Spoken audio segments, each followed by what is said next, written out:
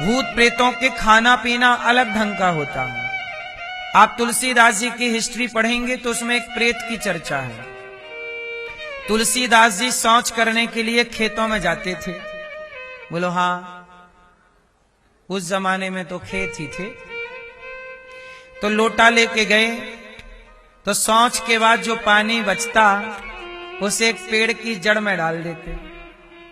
तो वहां रहता था एक प्रेत। तो वो शौच का जो पानी बचा, अब बताओ वो शुद्ध है कि अशुद्ध है? बोलो, शुद्ध है अशुद्ध है? शौच के बाद जो पानी बचा वो पानी अशुद्ध है। और तुलसीदास जी का नियम बन गया कि उसी तरफ जाते और जो पानी बचता उसी एक पेड़ की जड़ में डाल देते। वहां प्रेत रहता तो वो अशुद्ध पानी पीता प्रेत। प्रेत शुद्ध पानी नहीं पीता। प्रेत कैसा पानी पीता है? अशुद्ध। देखो, इस धरती पे पॉजिटिविटी है तो नेगेटिविटी भी है, नकारात्मकता। जैसे कई बार आप लोग भोजन करते हैं, बोलो हाँ, तो भोजन करने से ना कई बार आपके मुंह से अन्न का दाना गिर जाता है। तो कई बार देखा होगा ना, जूठन थाली के नीचे गिरता है। बोलो हाँ, वो जो जूठन गिरा है ना आपका, उसे प्रेत ग्रहण करता है, उसे भूत प्रेत पिशाच ग्रहण करते हैं। क्योंकि शौच का पानी अशुद्ध, जूठन अशुद्ध। इसलिए कहता हूं कि खाओ पियो बड़ी सावधानी से। आप कुछ भी, जैसे आपके घर में आप शुद्धि का ख्याल नहीं रखते, यदि अशुद्धि होगी तो आपके घर ना ये नकारात्मकता घुस जाएंगी, क्योंकि उन्हें खाने पीने को चाहिए ना। तो भूत प्रेत भी तो ब्रह्मांड में सब, धरती तो सब की है, सब भाग ही रहे हैं। जिसे जहां जगह मिल गई वहीं घुस गया। इसलिए अपने घर के वातावरण को शुद्ध रखिए। शुद्धता में पॉजिटिविटी आती है, अच्छाइयां प्रवेश करती हैं, और अशुद्धि में बुराइयां प्रवेश कर जाती हैं। तो तुलसीदास जी पेड़ की जड़ में पानी डालते रहे। एक दिन प्रेत प्रकट हो गया। तुलसीदास जी बोले, कौन हो? बोले, मैं प्रेत हूं। तुलसीदास जी बोले, कैसे आ गए? बोले, आपने पेट भर दिया हमारा पानी से, हम खुश हो गए, कोई वरदान मांगो। अच्छा, प्रेत भी सिद्ध हो जाता है, खुश हो जाते हैं ना ये लोग, वरदान मांगो। तुलसीदास जी बोले, प्रेत भाई साहब, हमें बस इतना वरदान दो कि हमें हमारे भगवान से मिला दो, राम का दर्शन करा दो। प्रेत बोला कि देखो, राम जी का दर्शन तो मैं भी नहीं कर पाया, लेकिन मैं आपको एक उपाय बता सकता हूं। क्या? बोले, आप जब सत्संग करते हो तो सबसे पीछे जो एक गंदा सा आदमी आके बैठता है वो हनुमान जी हैं। तुम उनके पांव पकड़ लेना, वो तुम्हें दर्शन करा देगा। तो याद रखना, तुलसीदास जी को हनुमान जी तक एक प्रेत ने पहुंचाया था। तो प्रेत भी, यदि आपके अंदर भक्ति है और प्रेम है तो आपकी इंसान तो छोड़ो, भूत प्रेत भी मदद कर सकते हैं यदि आपके अंदर भक्ति है तो।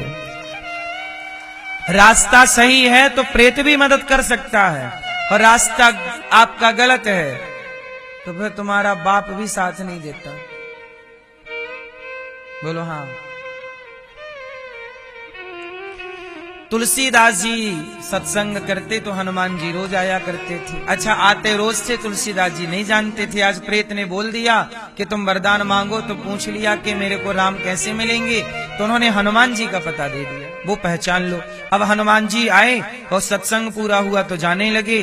तुलसीदास जी दौड़ के गए और पांव पकड़ लिए। अब हनुमान जी तो सामान्य रूप में थे, तो कहा कि महाराज, आप तो कथा सुनाने वाले महापुरुष हो, हमारे श्रोता के पांव क्यों पकड़ रहे हो? तुलसीदास जी बोले, ना प्रभु, आप हनुमान जी हैं, मैं समझ गया, आप मुझे प्रभु का दर्शन कराओ। हे प्रभु, आप मुझे दर्शन कराओ।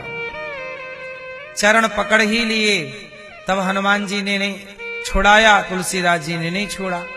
तब हनुमान जी ने दर्शन दिया। तुलसीदास जी ने कहा, प्रभु मुझे राम का दर्शन कैसे होगा? बोले चित्रकूट में रोज आते हैं राम जी, तुम वहां बैठना। चित्रकूट के घाट में भई संतन की भीड़, तुलसीदास बैठे हैं घाट पे और राम जी आए। और राम जी आए और राम जी को तुलसीदास जी चंदन लगा रहे हैं, राम लक्ष्मण को, पर पहचान नहीं पाए। तब तुलसीदास जी को याद दिलाया हनुमान जी ने, तुलसीदास चित्रकूट के घाट में भई संतन की भीड़, और तुलसीदास चंदन घिसे तिलक लेत रघुवीर। तुम जिन्हें तिलक लगा रहे हो वही रघुवीर हैं, वही रघुनाथ जी हैं, पांव पकड़ो। हनुमान जी ने जब याद दिलाया, तुलसीदास जी गिर पड़े। देखो ना जाने किस रूप में तुलसीदास जी से तिलक लगवा के जाने लगे और तुलसीदास जी नहीं पहचाने। तो हमारे और आपके अगल बगल कब भगवान आके चले गए हों, हम थोड़ी इतनी ताकत रखते हैं कि हम भगवान को पहचान लें। भगवान को तब तक नहीं पहचाना जा सकता जब तक कोई पहचान दिलाने वाले हनुमान जी जैसे कोई संत ना हो, महापुरुष ना हो। इसलिए बिना गुरु के, बिना संत कृपा के, बिना संत कृपा के भगवंत का दर्शन हो भी जाए तो पहचान नहीं होती। उदाहरण देख लो, रावण कम विद्वान था क्या? रावण और विभीषण दोनों भाई हैं, बताओ ज्यादा विद्वान कौन है? कौन है बताओ? रावण ज्यादा विद्वान है, लेकिन रावण राम को नहीं पहचान पाया। राम तो खड़े हैं और विभीषण राम को पहचान गया। बताओ क्यों? क्यों? भक्ति। रावण भी भक्त है, रावण भी तो भक्त है। बोलो हाँ। क्यों राम को रावण क्यों नहीं पहचान पाया और विभीषण क्यों पहचान गए? सुनो, इसलिए कि विभीषण को हनुमान जी मिल गए। विभीषण को कौन मिला?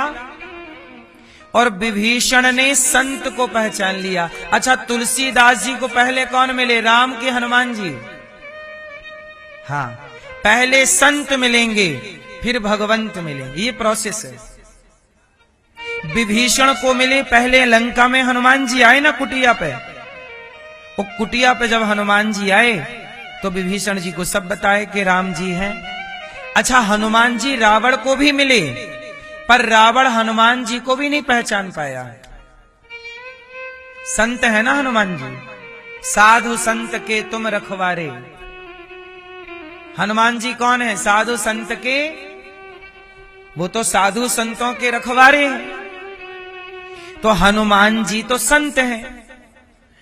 अच्छा बताओ, विभीषण ने हनुमान जी को पहचान लिया, रावण ने हनुमान जी को बांध दिया और कह दिया पूंछ में आग लगा दो। अब बताओ, आप किसी संत की पूंछ में आग लगाओगे तो लंका तुम्हारी ही जलेगी। बोलो हाँ,